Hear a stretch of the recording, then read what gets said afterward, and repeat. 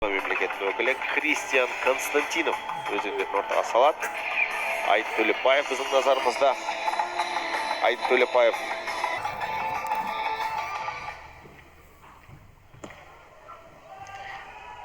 Айдын Төлепбаев ішкі істер органдарының 2013 жылдан бастап жұмыс істеп келеді. 2015 жылы президент кубогы үшін өткен жарыста қола жүлде еншілеген болатын. Аралас жекпе-жектен Еуропа чемпионатының жеңімпазы. Сонымен қоса ішкі істер министрінің кубогы, өзге де бәсекелерде әрдайым жарқын жағынан көрініп жүреді. Ташкентте өткен панкратионнан әлем чемпионатында ақтөбелік жылдам қимылдайтын арнайы жасақ қызметкері Айдын Төлепбаев әлем чемпионы атанған болатын. Ташкентте панкратионнан өткен әлем чемпионатында міне бас жүлдеге қол жеткізді. Ендеше дәл осы нәтижесін Елорда төрінде қайталай ала ма? Негізінен Айдын Төлепбаевтың салмақ дәрежесі 77. Бүгінгі таңда міне 80 келіде өнер көрсетіп жүр. Айдын Төлепбаев және Оғабек Кодиров арасындағы жекпе-жек. Санаулы сәт бұрын ғана әлем чемпионы атанған біздің назарымыздағы спортшы Олан Мұқашев енді міне өзінің әріптесіне көмекке келіп құнды кеңестермен бөлісіп жатыр. Бүгінгі жарыс күндегі ең соңғы жекпе-жектен бірі бұл соққы есепке алынуы тиіс. Иә? Есеп 3-2.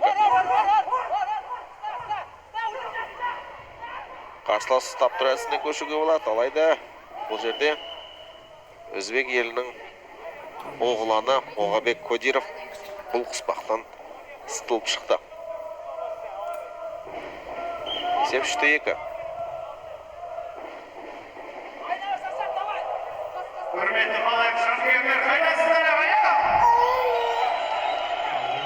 Төлепбаев Айдын, Оғабек Кодиров қарсылас тіпті кілемнің шеткі аймағына шығарып жіберуге тырысып жатыр. Айдын Төлепбаев қарсыласын мысын басып тастап жеңіске жету үшін аянып жатқан жоқ. Қарсыласты қазір шалып құлатуға болады. Жамбасқа салып көруге болады. Белбеуден ұстаса, алайда спортшылар сәл белсенділіктерін жоғалтып алды. Есеп 2-4.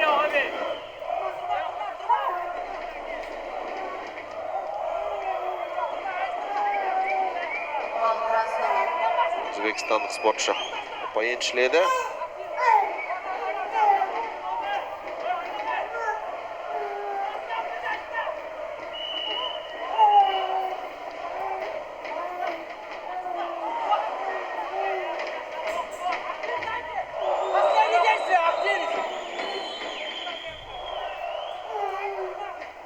Есеп 4-3 қазақстандық спортшының пайдасына.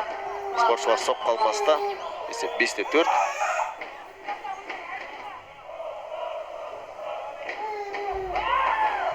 Тағы да жоқ бұл жерде ешқандай соққа. Қарсыластың басына дарыған жоқ.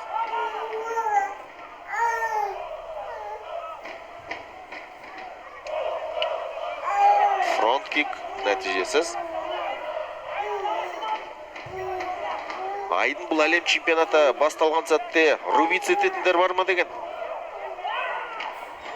Дәл осындай қарсыластардың бірі өзбекстандық спортшы Оғабек Кодиров. Қазір қарсыласын ауырту әдісіне көшуге болады және жекпе-жектің өзінен бұрын аяқтауға жақсы мүмкіндігі болған.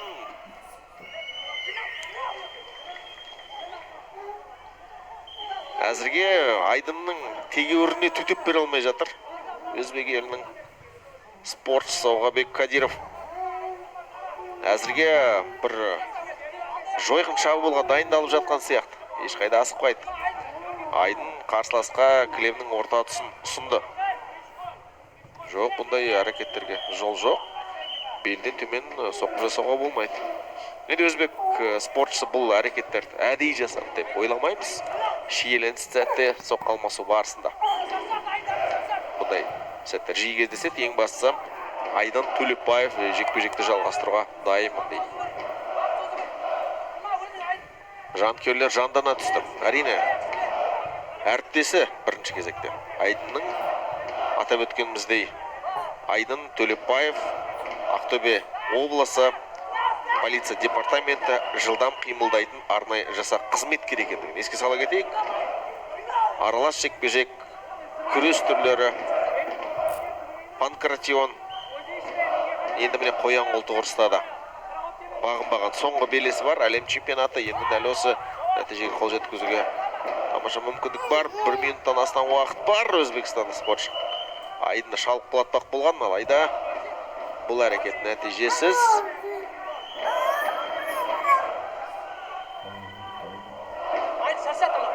Қазақстандық спортшылар өнер көрсетіп жатқан бұл соңғы жекпе-жек.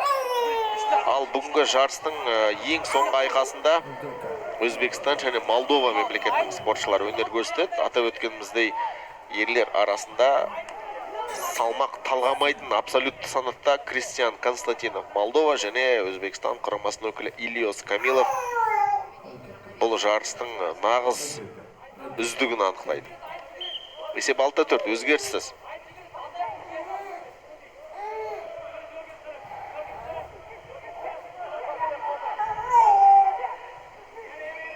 Жоқ, аяқпен бағытталған бұлды соққылар есепке алынбайды. Бұл соққы да есепке алынбайды. Уақыт қазір қазақстандық спортшының еншісінде. Уақыт қазір былайша айтқан кезде Төлепбаевқа жұмыс істеуде.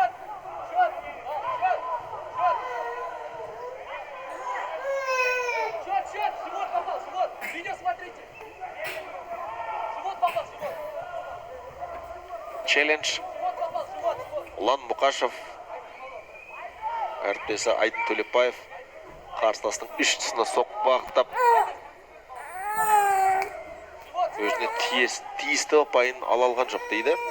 Есеп әзірге 6-4 қазақстандық спортшының пайдасына, алайда жекпе-жектің аяқталуына жарты минут қана уақыт қалғандығын естен шығармайық.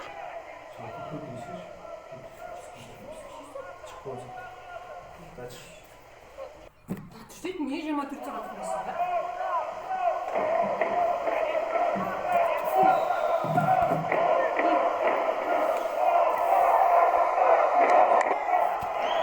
23 секунд. Төлепбаев Айдын есепте әзірге алды, бірақ бір ұпай деген өте қауіпті. Соңғы секундта соққы жасап жеңіске жеткен спортшылар бар. Күресу қажет, уақыт ұтуға өте оңтайлы. Ұста Айдын. 8 секунд. Қарсыластың белгісінен ұстап. Ұста. 4 секунд. Ұлан Мұқашев барлығы жақсы түсініп тұр. Тек қана алға ұмтылар сөзсіз Өзбекстанның спортшының. Қарсыласын күтіп алып, 4 сағандағы арпалысқа тейкдаун жасаған әлем чемпионы біздің назарымызда. Бүгінгі жарыс күнде Қазақстан құрамасы сапында тағы бір әлем чемпионы Бек Кодировты жеңді. Жуықта ғана Панкратионнан Ташкентте өткен әлем чемпионатында Айдын Төлепбаев жеңіске жеткен. Енді міне араға уақыт салып, Елорда төрінде қоян қолтық ұрыстан әлем чемпионатынан отыр. Ақтөбе облысының